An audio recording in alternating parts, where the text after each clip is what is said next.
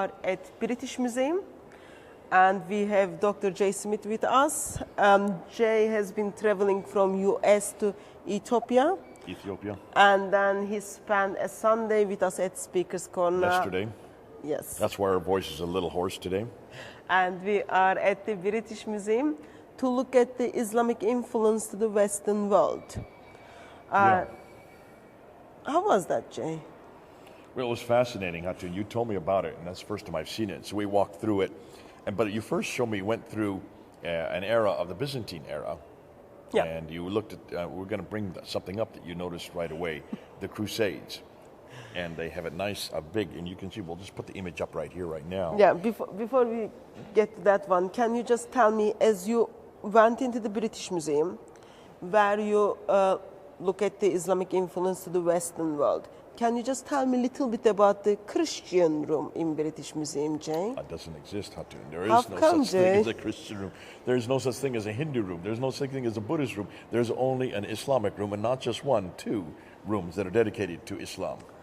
Even though British Museum didn't bother to give room to the Christian faith, still there are lots of artifacts in the British Museum where it helps us as a Christian to be more confident in our faith. There are lots of rooms you can go and confirm the authenticity and reliability of the Bible, from Genesis account to even the Persian account. You do a tour of this, don't you? We do a British Museum tour on the focus of the Bible, and then also we go to the British Assyrian Library. period, looking at the Babylonian period, looking at the Persian period, going back to the patriarchal period. You're showing artifact after artifact, which are a treasure trove here in this museum that supports names, dates, places, and events in the Bible. Yes. So if you want to see that, if you want to be encouraged, come to Hatun and let her take you on that tour. So even though they didn't give us room, but still Christian history is in the British Museum. Please don't get upset. But as we enter the two rooms British Museum gives to the Islam, sadly we were not able to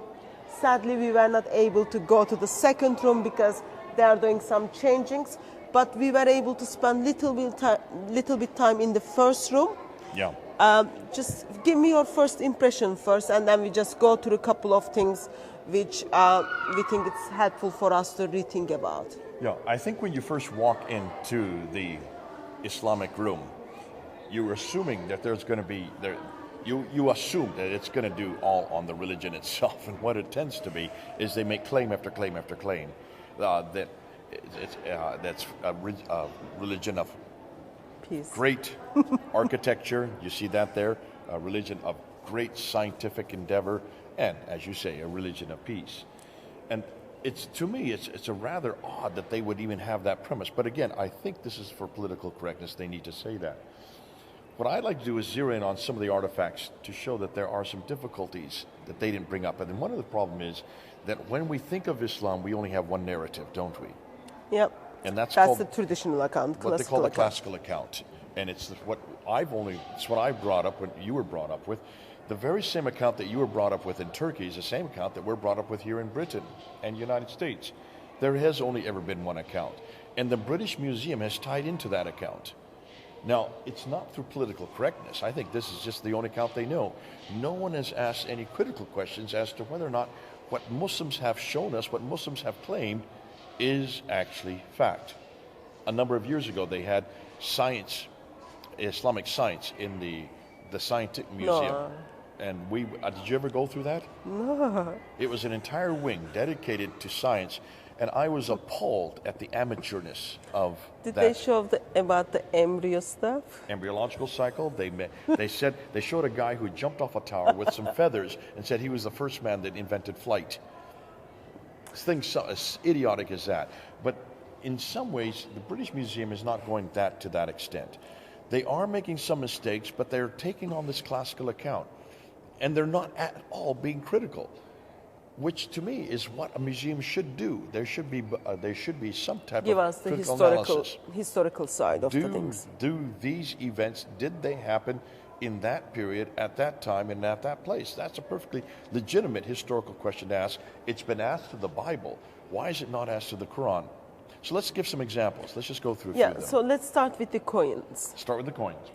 I was amazed with the images and the writings and the dates of the coins. Can you just unpack for us what you have observed and what we conclude? Well, let's take a look, and we're going to show all the coins on this picture here. So look at the back row where their silver coins are in the back row. The two on the left are Sassanid. These are Zoroastrian coins, so they're not really our interest because they are much too early. This is prior to the time of Islam. And the two that are in the middle then, again, are not really of interest to us because they are also Sassanid. But the one on the far right at the top there, and the silver one at the far right, that is of interest to us because that is from the 8th century. And it has the Shahada on it. Around 705 is when it's dated. And when you look at it carefully, you'll notice the Shahada that is La ilaha illallah Muhammadur Rasulullah. But that would not be a surprise. So 705 is Al-Wali. too late. It's too late. Well, it's not. Since if you think about Islam, revelation of the Quran according to the Islamic tradition finished in 630. By that time, they're supposed to put together all of their basic beliefs. Yeah. 705 is too late Basic for beliefs me. should be in place by 632, by the time Muhammad latest. dies. Okay? And I'm talking about all beliefs. Because everything we know, all the beliefs are centered back to Muhammad. Yep. So let's use that line as 632. Now let's go to those golden coins on the left. When you come up here, look at those two golden coins. Those are Byzantine drachmas. That's a Byzantine drachma. If you look carefully, you will see in the middle, on the front side of the coin, is the Byzantine emperor with two retainers on either side. Yep. And if you look in his hand, you can see he has an orb, and there's a cross at the top of the orb. That is a Byzantine cross. On the back side, the coin next to it is the back side of that same coin, is the Byzantine cross. It's very clear. You can see it has the pedestal with the centerpiece and the cross piece. We try to do our best to take the pictures as well as we can. So hopefully the images and description Jay is giving is helpful to us. Now, I want to show you now two new coins. These are the two coins that were introduced in 661 by the Umayyad dynasty, the Sufyani family. Take a look. It's almost exactly like the drachma. Those are known as the dirham, the Sufyani dirham. And when you look at it, you notice it has the images still on. Their date is 661. They're dated 661. Okay. And they have an image. This time, instead of the emperor, it's the caliph. You can see the turban on his head. Yep. And you notice he has an orb in his hand, but there's no cross on the orb. The cross has been taken off. On the back side, you will still see the pedestal for the Byzantine cross. You will see the pole, but you won't see a cross piece. The cross piece taken off. So as the time went on, suddenly it's just being transformed. There's a reason for this. Because pictures are not okay in Islam. Well, hold on a minute. That's the big problem I'm having. I thought if these are Islamic, if these are Muslims, how can they have a picture of the caliph? That's anathema, isn't it? Because Muhammad is very clear that no images are permitted because that's idolatry. So what are these images doing on that coin? Also because heavenly beings, angels, do not come to the houses if there are pictures. That's right. And so that's why from almost all Islamic art is nothing but calligraphy. And that's why they're so good at calligraphy, and that's why calligraphy is so important. Now, can you notice, though, why is it that they do this? And the reason is very simple. If you're trading with the Byzantines, you want to make sure you have a coin that everybody recognizes. So you take the same coin that the Byzantines What they were have, using. the same coin, the drachma, Yep. call it the dirham, and put your own image, because this also then says who you are. And remember, they didn't have radio or television or newspapers to announce we're now the new rulers. The only way they could do that is by using coins, and the coins go to everybody's hand, and now the people see who are the new rulers. But these rulers do not live in Mecca, they do not live in Medina, they live in Damascus. They're 1,200 miles further north. Their biggest competition are the Byzantines. So these are the dirham that replaced the drachmas, so they can be traded back and forth. But because of the fact that they are not Christians, in fact they're against Christianity, what do? They take off the cross piece. Yeah. They take off the cross piece. They keep as much as they can, and then they take out the emperor and put their own face in there. Now let's go to the next two coins next to it, because this is now 690s. In the 690s, we now have Abd al-Malik. He comes to power in 685, right? Yep. And in 685, he introduces this coin here, and it's a picture of himself. Again, what are coins? What are pictures of people? What are pictures of anybody doing on a coin as late as 690s or 685? I guess they are just trying to put their identity forward. But Who we are, what we are it's going to get. obviously they weren't Muslims, then were they? No comments on that. Well, I'm going to comment on it. It's obviously they're not Muslim. You can't have a Muslim putting his image on a coin, regardless of who he is. They are just trying to put their theology together, because when we look at the Sahih Bukhari, by 870, he lived up way after Abdul Malik. Therefore, maybe Abdul Malik didn't know that Muhammad forbid the pictures until Sahih Bukhari put he it lives together. 200 years later. Yeah. You're right, yeah. And it looks like that's where that theology is introduced. I would suggest it is actually introduced with Abd al-Malik. Why do I know that? Take a look at the next coins. But before we do that, notice you have the Byzantine cross, just the pole though, without the cross piece. Yeah. On the backside, the verso, what they call the verso reverse. Now, go to the next two coins on the right, and the two golden coins. These are also introduced at the time of Abd al-Malik. And what are the dates on those? Are they the 686, 687, right? Or 696. 696, 699. Yeah. So Abd al-Malik has been in power because he came in power 685 and he rules till 705. That's the Abdul Malik appears with his sword. He pulls his sword. He now throws out that coin and he introduces brand new coins, these new golden ones here. And those all have only Arabic script. So he is the one that introduces the idea that there's no iconoclasm. He is the one that introduces the idea that you should not have any images. But remember who he is. He is known as the great Arab reformer. He is the one that introduces the Arabic script as the international script for all trade, and in this case, for all theology. Now, also, Hatun, you notice that is the Shahada on the front side, and it has, I think it's 112 on the back Surah side. 112. Which is, he is not That- begotten, yeah. nor does he beget. Who is that confronting? That's just written against Christian faith. It's God doesn't have a against son. Jesus Yep. Christ, the begotten Son. It's against John 3:16. Which is very sad. Well, okay, but can you see what's happening? You introduce the Shahada, so you attack the God, the prophet, and the God of Christianity on one side, and you introduce your alternative on the other side. So you introduce yourself with your creed, simply Shahada. Allah and Muhammad equal. Allah is God and Muhammad is his messenger, yet they are equal. On the other side, you just attack the core Christian doctrine that God doesn't have a son. See, Muhammad's name is not found in any Arab coins or any Arab script until this time. It is introduced, the first time we see Muhammad's name is introduced on the Dome of the Rock.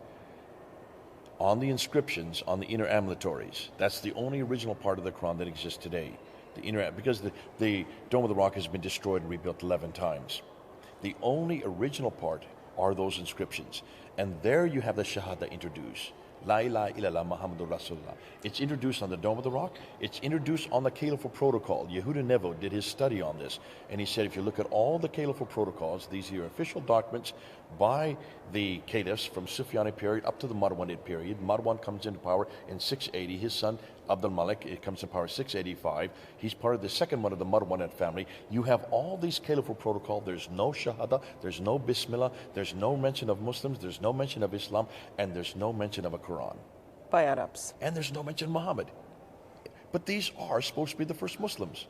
Until 691, he says. And then in 691, suddenly the Bismillah al-Rahman al-Rahim is introduced, and then the Shahada is introduced. And it's on the protocols, introduced the same year that it's introduced on the Dome of the Rock. Now look at the coins. It's also introduced on the coins. Proving that this is probably Abd al-Malik. It is Abd al-Malik that introduces the Prophet Muhammad as what? As a competition to who? Jesus. Christian faith. Now can you understand why the Dome of the Rock was built in Jerusalem and not up in Damascus? And look where it's built. It sits up on a hill looking down onto the Church of the Sepulchre, which is the center of Christian Byzantine Christianity. Nonetheless, these coins are interesting. Why hasn't the British Museum picked up on any of this? Oh, well, now, it's good questions for us to ask our Muslim friends. Where is all those Shahada as well as the first reference to Muhammad from the Arabic sources are coming to the world? So what we're showing here, I hope you people are watching this, the British Museum has just written the classical narrative. They're just following the classical narrative. What we're saying is there's some problems with this classical narrative. You're showing these images and you're not even questioning them. Yet you know, anybody knows, anybody who has followed the classical narrative knows that there are no images permitted in Islam. We're going to see that later. We're going to show you some other things. Well, I've decided to do a quick addendum. Hatun, in fact, when I was just talking to her a few minutes ago, asked me why I hadn't done this when we were there at the British Museum. So I'm going to interject it right here, since we're talking about coins and we're talking about the dirham. We have looked at the dirham that was introduced by the Sufyani family in 661. They were the Sufyani family of the Umayyad Caliphate. They were introduced as a replacement for the Sassanid and the Byzantine dinar, so that they could trade with the Byzantines and they could trade with the Sassanians. Now, I'm going to present two problems with this dirham, because if these were only introduced in the world in 661 as coins, that's not in doubt, then we have a problem with the Quran itself. In the Quran, in the story of Joseph, in Surah 12, verse 20, ayah 20 of Surah 12, chapter 12, let me just read what it says. This is Joseph, the story of Joseph, as you well know, and he's being sold to the Egyptians by the brothers, his brothers, and it says in verse 20, and they sold him, the brothers, sold him for a low price, for a few dirham. And the word in Arabic, and it's right there in the Arabic, is darahima. You can see it in the Arabic there. Now, I'm not going to put it up. You can go and look at your own Quran and see that that's there. So this is not just a translation. This is actually the word that is used in the original Arabic. And then it says in parentheses, i.e. for a few silver coins, that these are the coins it's referring to, the dirham. And they were of those who regarded him insignificant. Now, I see two problems with that immediately. Perhaps you can see that as well. First and foremost, let's deal with the historical problem concerning whether there were even coins that existed at the time of Joseph in 1800 BC. And the answer is no. Coins were never used that early. They were first introduced by the Lydians in the 600 BCs. That's about 1200 years later. So you can't have coins in 1800 BC to begin with. And so obviously the question is this an error in the Quran? Well, hold on a minute. Hold on. It could be that Muhammad is just reusing a coin that he would have been relevant for him at that time. So he was using the Arab equivalent to the dinar. So that's why he was using this name, this reference. And then maybe he was trying to contextualize it for his hearers. So that's why he used the word. Perhaps that's all that's going on here. This is contextualization. Got a problem there as well. Perhaps you've seen it. This cannot be contextualization because remember the date that I said that the dirham was introduced. 661. Muhammad died in 632. The Quran therefore was finished in 632. There was no Quran after 632 that could have been added to. You can't add words. You can't add text after 632 according to Islam, according to every Muslim I know. So this would have had to have been the word that Muhammad used prior to 632, prior to his death, whenever this was revealed to him. If that is the case, how can he be talking about a coin that is yet to exist? There are no dirhams during his lifetime. They only get introduced another 30 years after he died. Can you see a problem? Maybe you might say maybe he's prophetic. But that proves to me that this is a verse that was added at a much later date when dirhams were quite normal and quick dirhams were now being used right across the Muslim world post 661 AD. So, two problems. There were no coins in 1800 BC, yet this is talking about the dirham counted out, proving that this was a coin. You count out coins. We know that the Lydians introduced coinage in 600 AD, BC, long, 1,200 years after that story of Joseph. So obviously that's a problem. And that possibly if Muhammad had tried to contextualize it, maybe using a coin that existed at its time, and that's obviously not true as well, since these were not invented for another, were not created and sent to the world for another 30 years. Let's see if the same problem is in the Bible. So let's go back to the same story and let's go to Genesis, chapter 37, verse 28. Here you have the brothers selling Joseph to the Midianites. And it says here in verse 28, so when the Midianites merchants came by, his brothers, Joseph's brothers that is, pulled Joseph up out of the cistern and sold him for 20 shekels of silver to the Ishmaelites who took him to Egypt. 20 shekels. Is that a coin? And the answer is no, it's not a coin.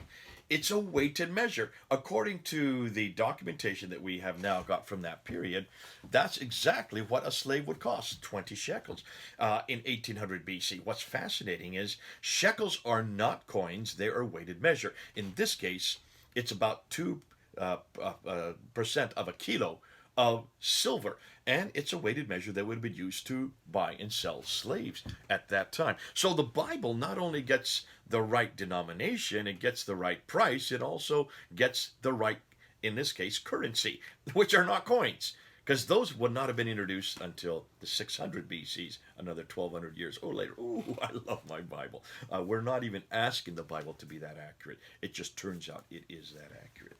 Whereas this book, using the data, it's got the wrong coin at the wrong time, doing the wrong thing with the wrong person. Not with this book. And so I wanted to introduce that because that is an ongoing problem that not only the curators there at the British Museum don't understand, Muslims don't realize just how damaging these historical anachronisms can be.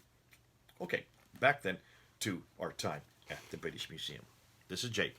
Over now. Where you can see, in fact, we're going to show you one artifact. Can we just move to that one now? So Let's while we're in that topic. Let's look at this artifact here. We have seen very, very nice, what would you call that, like mosaic? Not mosaic. Very nice written. Here it is right here. It's a plaque, whoops. It's a plaque that you... So you see lovely birds, colors are very beautiful. It's called the large luster tile. It's a tile. And what's fascinating about it, it is dated to around, well, it's 1300s, 1300 AD, so it's much, much later. But that's not what we're interested in. We're interested in what they have done to the tile. If you look at it, the tile is from Surah 76, Ayah 9. And then it has plants and it has birds. But if you notice, look at the heads of every one of the birds. What's wrong with them, Hatu? Their body looks very good. I can recognize their legs and their wings, but something happened to their face. Their heads have been scratched out. So they didn't have the shredding machine. So they just took a chip and they chipped it away.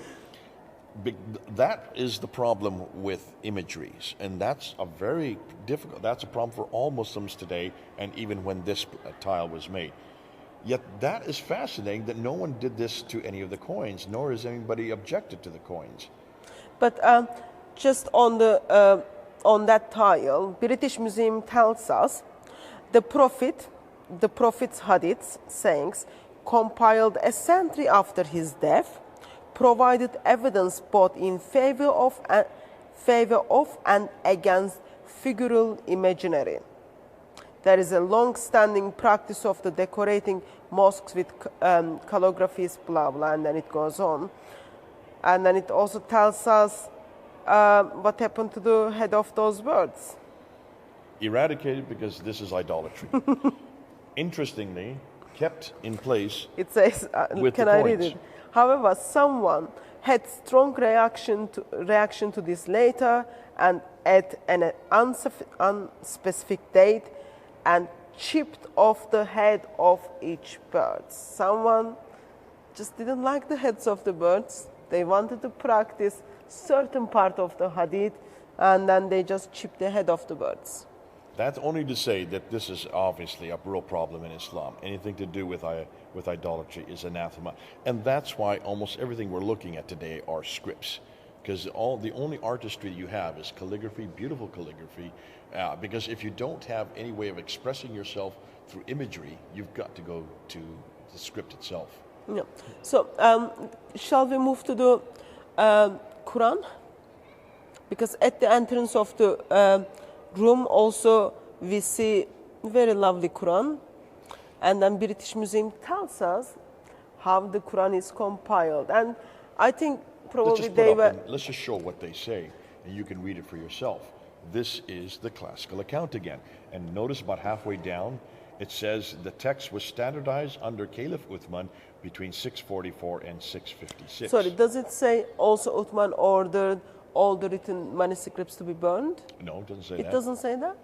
Because it seemed to me they just simply went to Sahih Bukhari, copied, took something away and then put it there, but they forgot to put that part The in. most damaging things. There are a number of things that are damaging right here. Here's a picture of the Quran that they're describing.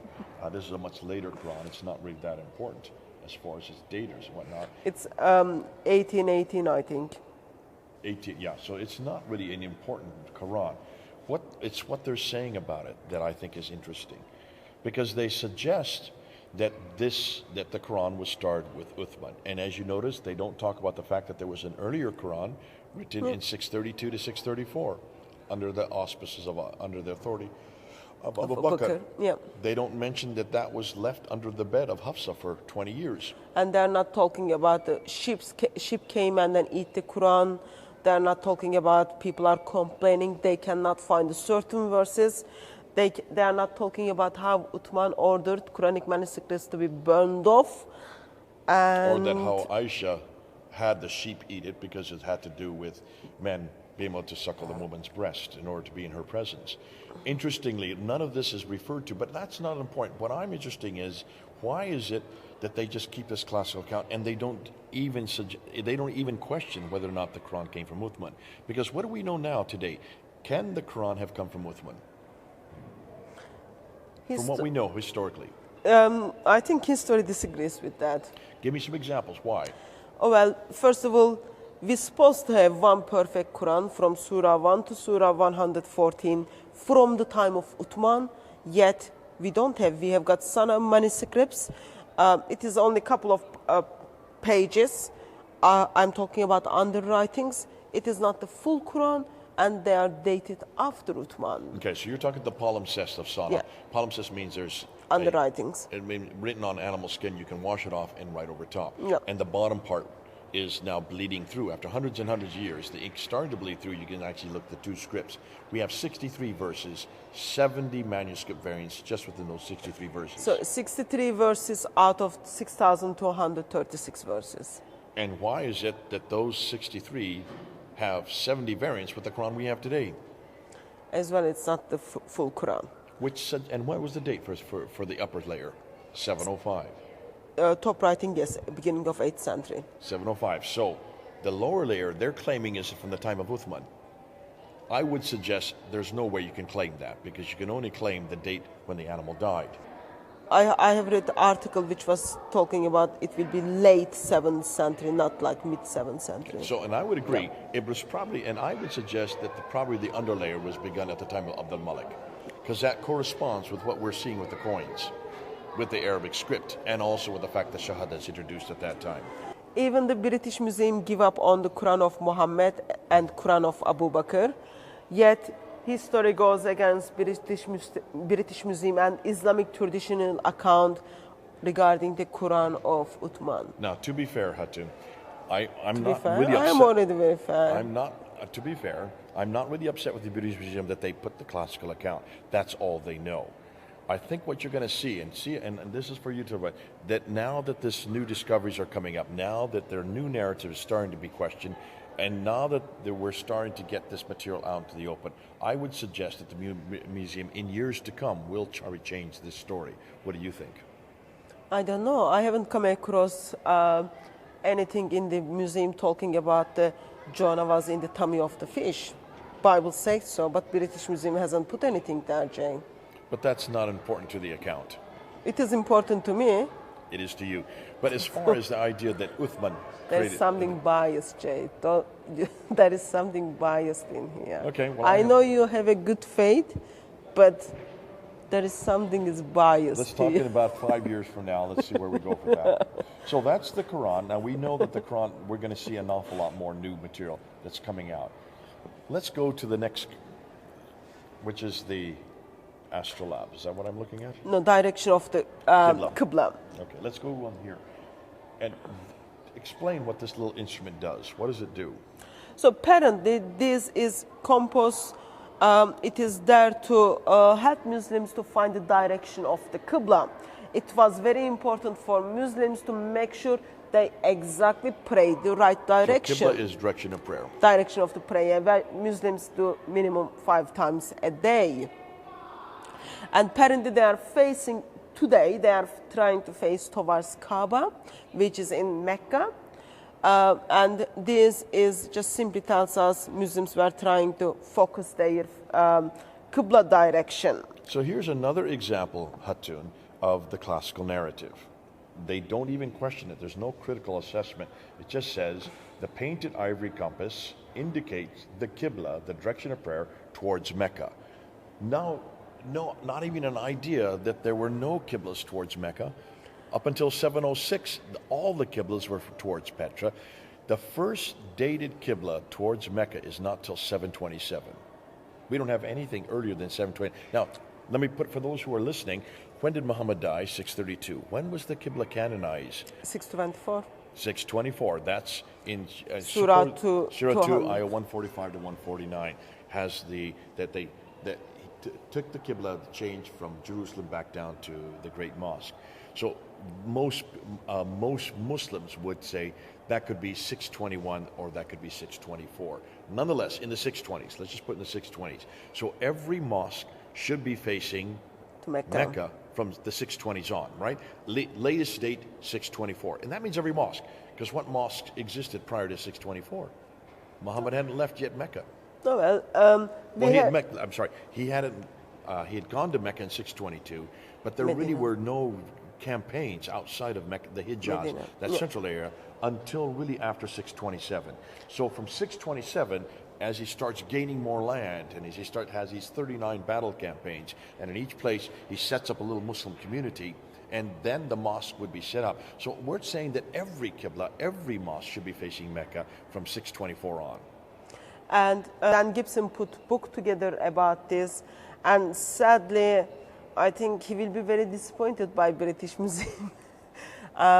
Since while British Museum identifies as a direction of the prayer, why it is Mecca versus, as Jay said, from the 1st century of Hijrah, sadly, we cannot put that together. It's fascinating that the British Museum, on the other side of the room, is what you see here. It's the Qibla indicator. And it's going on about how great they are and how accurate they were at the ability to find the Qibla, the direction of prayer. What Dan Gibson has found is just the opposite. The earliest Qiblas are by far the most accurate, which had nothing to do with Mecca. It's all towards Petra. There are four Qiblas, are there not? Yeah. The first Qibla goes from up to 706, and that's the Qibla that goes to Petra. Where is Petra? In Jordan. In Jordan. Which is very, very far and different direction from Mecca. How many miles? About 600 miles. I don't know. Okay, I'll 600 take miles that further number. north. So 600 miles further north. So when you're looking at a Qibla from many different countries, it does show up when it's completely wrong. So here, David King is really the only one that's really confronted Dan Gibson. And David King is the world authority on the Qibla, was the world authority on the Qibla. But here's the problem, Hatun. He only went to 2 mosques. How can you be an authority on Qiblas in mosques? Qiblas are in mosques. So did Dan Gibson visited almost all mosques? He visited every one of the mosques. So he visited over 65 mosques. And he used what they call ASTER. Now the ASTER satellite, let me get it right. It's Advanced Thermal Emission and Reflection Radiometer. It's a big phrase. Big word. Created by the Japanese. So, it is the most accurate. It takes 260,000 pictures every 2 days within 96 feet of each other. Okay. The whole world. So while Dan Gibson puts together the material that early Qiblas are facing to Petra, first century of Islam, British Museum simply steps in and then tells us, actually, no, they are facing, Qiblas were facing to Mecca, as well as gives us the materials, how they were able to Be so accurate. yeah. Dan Gibson completely refutes that. In fact, Dan Gibson said, and you'll see, I'll put this graph up there as to which are the most accurate. And you will find there were 4 Qiblas. There was what we call the Petrin Qibla, which is the Qibla number 1, up to 706. That is introduced, then another one introduced 706 called the in-between Qibla, which is the most accurate, but it's not facing anywhere. There's nothing there. There's no rock. There's no just sand. What is it facing? Well, we now know this is a political statement. And that's why it's fascinating that Qibla is the most accurate by Al-Hajjaj. It's all the Qiblas of all the mosques that were built by Al-Hajjaj. And he was, again, he was rebelling against the Umayyads. He was rebelling against Abd al-Malik. And that's why you can see this a political statement to nowhere at all. Yet it's more accurate. It's with less than 1 degree of accuracy. However, the Meccans, which are the Abbasids, only introduced theirs in 727. They are the least accurate. Then we get to what we call the parallel Qiblas, which are in North Africa. There's another political statement. They don't want to give their ascendancy, they don't want to give their allegiance to either the Petrins or the Meccans, the Umayyads or the Abbasids, because this is a political battle. Who's going to win out? Is it going to be the Umayyads or the Abbasids going to win out? So therefore, they're building their mosques parallel, waiting to see who's going to win out, hedging their bets, which is pretty smart. So why didn't the British Museum know this? Why didn't the British Museum know that these are all political statements? And why didn't the British Museum know that there's a whole multiplicity, 4 different groups of Qiblas that exist up until 822. And by 822, all the Qiblas are towards Mecca. They're suggesting that this happened from the very beginning. Oh, well, I did express my emotions to the British Museum with the previous video, which I also sent it to the British Museum. And then when this video goes up, we will express our emotions, and then we see what is their historical comeback to that one. Again, I think this narrative is going to change. The classical narrative is being attacked, being assailed. You have someone like David King who just got all emotional against Dan Gibson. Said, you don't know what you're talking about. Dan Gibson just said, listen, David, the only problem I have with what you're doing is you're just taking what 9th century Muslims told you. You're reading material from the 9th and 10th Instead century. Of going you're and checking not it. actually going to the physical place. I went to the physical place and I took the measurements. Why didn't you do that? Shame. He didn't say shame on you. I'm saying shame on him. So I think this is something that we're going to see. Again, I'm very optimistic. I would say in 5 to 10 years, you're going to see a different narrative, even in the British Museum.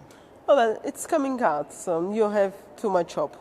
And then what else we saw at the British Museum?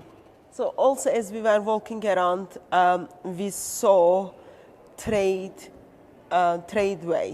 How do you call Trade that? route. Yeah, trade route, where half people were passing around their goods.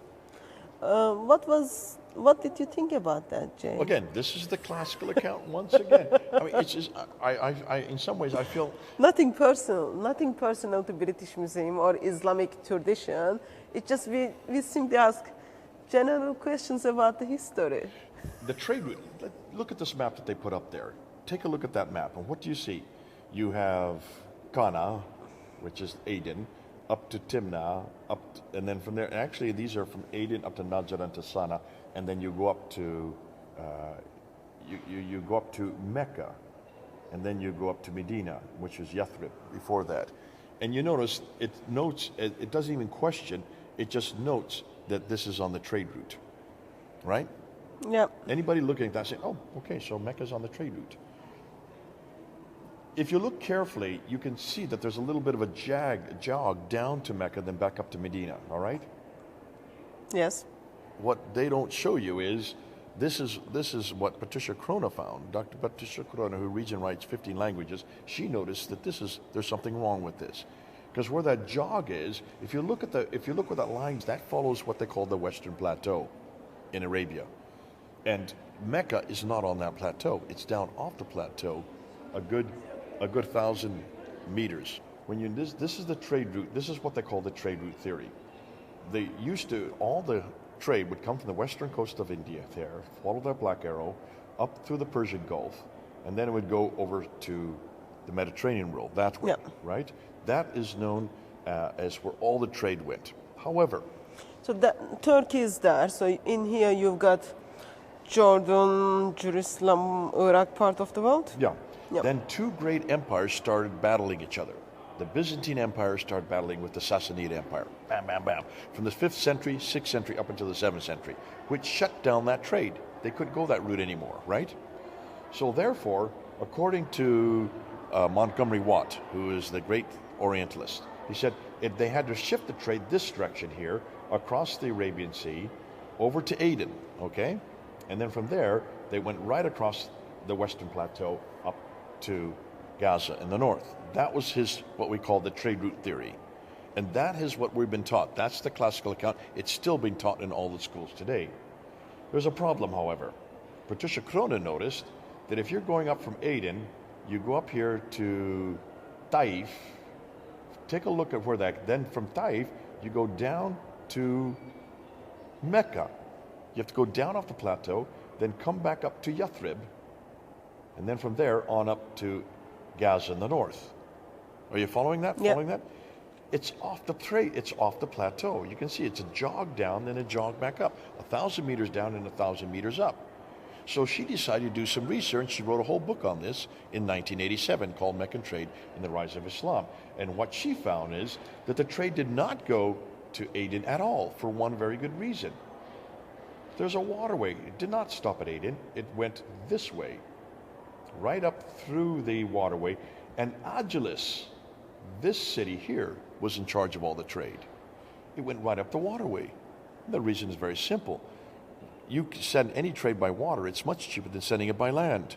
Yep. 50 miles by land would cost the same amount as 1,250 miles by sea. That's why all of our trade goes by sea, even today in the 21st century. And so she said this whole trade route theory is completely been debunked. She debunked it in one book. Now here in the What British about Museum, British Museum then? They They still haven't keep- read the book yet? they haven't even read the book, and she had this out in 1987. They haven't even acknowledged that there is a problem with Mecca. There is a problem with the trade route. They just put it up there because that's the classical account. So can you see, in these kind of things, this would have been changed long ago if this had been Christianity or anything to do with the West or anything to do with European history. They would have changed it when new evidence came to light. Yep. They haven't even begun to change this. Even though Dr. Patricia Crone, head of department at Oxford University, when she wrote this book, got a death threat for writing this book, had to move to Cambridge University, was head of department there, then moved to Princeton University in the United States. Head of department at Princeton University, probably considered to be the greatest scholar of our generation. Reads and writes 15 languages. They're not at all taking what she has found and others have found as a result of this trade route critique. Oh, well, as I said, this video will go to the British Museum as well. Hopefully, we will see some changings. So, after that, I remember we passed through one of the window, which was using the phrase called dhimmis. Yeah, now look at this church here. This church that they have. First, just tell me what is dhimmis, Dhimmi and then means protected. protected. Okay, so I heard that phrase before as well. Dimitude. Yes. Well, here is a good case of that, and this is something that's fascinating because the whole idea of protected means that you cannot do anything without, since you're under protection, you're not at all involved in the military or the policing. Therefore, because you're protected, you must be under our jurisdiction. Jurisdiction means that everything that you do must get our permission. So according to the British Museum, that Christians were living under the Islam as a dhimmis, and they were practicing their religions freely. There it is. We're going to put it right up there. Here is the picture of the Mu'allaqah Church in Egypt. This Yep. is the Coptic church. And they write there, as non-Muslims, the Copts had a special legal status, al-dhimmi, and were allowed to practice their faith freely. Please remind me that freely means in Islamic tradition and in history. That means you cannot have You cannot build any church, you cannot repair any church, you can't even repair a toilet unless you get permission from the governor, the Islamic. More than that, you cannot proselytize. You must give 10% of your goods to an army. If there is any military that comes through your province, you have to put them up and feed them and house them without any recompense.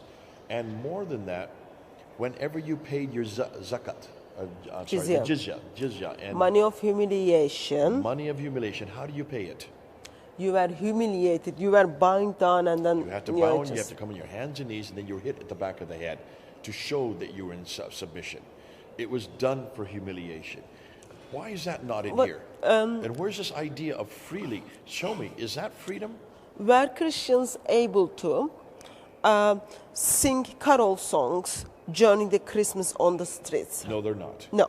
They could not. Could they proselytize? No, they could not. Were Christians able to wear crosses during the Easter or walk on the roads with the cross? No, they could not. They could not. Were Christians and Muslims allowed to use the same road like normal people just pass through? No, they could not. And in every case, you can see this is not freedom. So why is it they're so glibly right that they had this special status that they were able to practice their faith freely? Absolutely, that's a It lie. was full humiliation. It was very, very ugly, yet British Museum choose to put the phrase there freely. Yeah, and no one even questions it. And I think there's the bias, there's the difficulty. It's nice, and as we've noticed, it's nice that they have a room for just Islam, or I should say two rooms. Just huge for Islam. rooms. Nothing for Christianity. In fact, let's look at something, and while we end off, I'd like to note, you showed me something as we were ending. Sorry. Because everything you see in the Islamic movement was great architecture, beautiful calligraphy. Yeah, beautiful plates, beautiful cats, beautiful turtles, beautiful dresses. So you leave the room, if you have no knowledge on Islam, you leave the room, yeah, that was very, very helpful. It was very good. And then you just walk out, and then you shake your head, and then you need to kind of go through the stairs. The very next room you go out to, and they show you And the then Crusades. you turn your head to right, and then what do you see, But Jay? look what they say. The Crusades were a series of Christian military pilgrimages directed against Muslim-controlled territories in the Holy Land. False. Not only false, very biased. Very biased, very false, very false. And this is the narrative, this is the other narrative that is rampant all over our educational system, that the only violence that's ever been perpetrated on Muslims have been by Christians in the Crusades. Nowhere is there any suggestion concerning how Islam got its territory. How did people like Abdul Malik, or let's be through, how did Umar, starting with Umar, in Start with 634 to 644. Start with Muhammad. Okay, but I'm talking about the Christian church. How did Umar and Uthman and Ali, all the way up through the Sufyani period, up to the Marwanids, by the time Abdul Malik comes to power in 685. So we're talking about from 624 to 685. How did all that land across North Africa all the way to Andalusia, which would be Spain today, how did that land come under their control? I know. So what they did was they sent roses, and then they said, would you like to be friends with us? And then those people said, yes, please. We love you to come, take our land, take our homes, kill our husbands, kill all the boys, all those kind of things. And we love to share life with you. In fact, Hatun, take a look at this right here. This is in the Muslim area. What does it say here? Andalusia, Spain. Although most of what is now Spain and Portugal accepted Muslim rule in the early 700s, resistance continued in parts of the Northwest. Look, I told you. They said, all we want is your land, your home, everything you have. Give them to me, I'll give you flowers, and then we will become friends. That's what happened. Where in the world did the Spanish or the Andalusians accept Muslim Spain? Where did where this notion come from? And that's why this new book, and we're going to put a picture of it up here, this new book that came out a number of years ago, The Myth of the Andalusian Paradise. We talked about it at Speaker's Corner as well. Has debunked that idea that they open arm. Nobody lets foreigners or barbarians come over and take over their land. And this is a lie. I mean, this is the biggest lie you can see. What's fascinating is that in this case, they show that Andalusia accepted Muslim rule. But when we look at this, when we go right next door, it shows that the Christians were the ones that did the Crusades. That was simply Christian response to Islamic conquerance, defense to Islamic conquerance. There you go. But if that's not a bias, I don't know what is. But as I said, don't lose hope. Still, Lord Jesus is in charge, and one day he's going to come and judge the world. And I think for those of you who are watching this, this is important. What Hatun and I are doing, we just came down here. I just didn't even know about these two rooms. Hatun had gone through them. You're welcome. And so thank you for bringing me through it. Let me see it, because we need to show that there's another narrative. There's a whole nother story.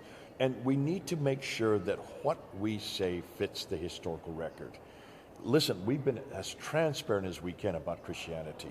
We do not hide our facts. We do not, the Bible, one of the unique things about the Bible is that even in the Old Testament, they talk about the terrible sins of the prophets. No other piece of literature does that. Only the Bible does that. It talks about the inadequacies of the kings, the inadequacies of the great men of God, and the fact that we don't sanitize our material. Like if you look at the British Museum, look at all those artifacts. It was only the great conquest that they ever write down. They never talk about the defeats.